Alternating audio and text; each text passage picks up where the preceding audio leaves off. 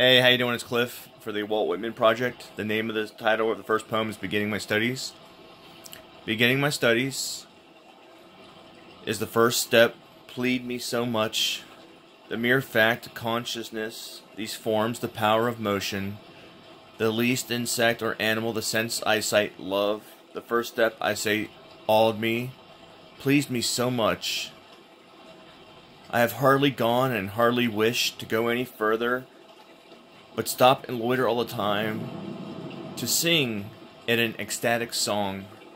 So, something about Walt Whitman is he stopped going to school at a very young age. I believe it was like 11 or 12. So it sounds like he was very excited to go to school, and he was very happy at first.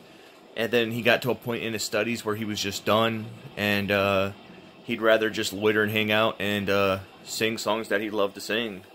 So that's my interpretation of the first poem. The next one is Beginners.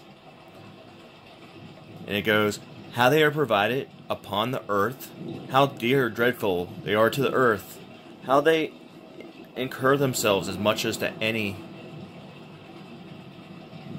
appears their age, how people to respond them, yet know them not.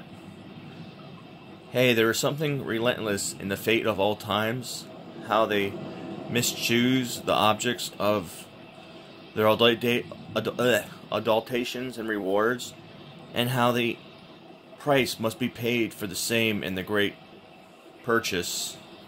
So this one, it kind of gave me two theories here, and I'll start with the first one. To me, it's like mankind as he gets older.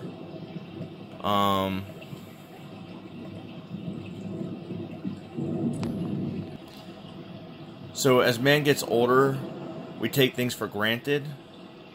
So for instance, when you got something when you were 5, you thought it was the best thing in the world. But as you got older, it's not as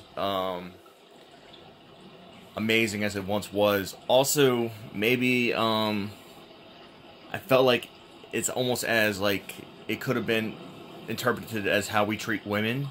You know, as we start to grow older, we treat women, at a young age, we treat women the same. As we grow older, we start to treat women differently. So I'm not sure how this one went. It was just so open.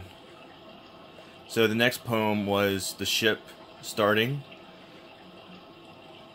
Lo, the unbound sea, on its breast a ship starting, spreading all sails, carrying even her moon sails. The pen is flying aloft as she speeds and speeds to stately. Below, enormous waves press forward, surrounded by the ship with shining, curving motions and form. So, the poem is a simple poem about a boat and how graceful it is in the water, but it is during the Civil War time, so it could have mean that it was a boat going off into the water to do some trades, or with the British, or maybe to fight for the civil rights, or we weren't really trading so much then, but we were still having exports and imports around that time of the Whitman era. And so the reason I wore the hat was because Walt Whitman wrote a lot about sailing and boating and ocean. But I looked in his biography and I really didn't find anything about going out onto a boat. So like he had no history. So to me, it was almost like he was a free-spirited person. He just wanted to be open. Or you know, he wrote about the Civil War and seeing, you know, ships going through rivers and the water, but we really didn't use the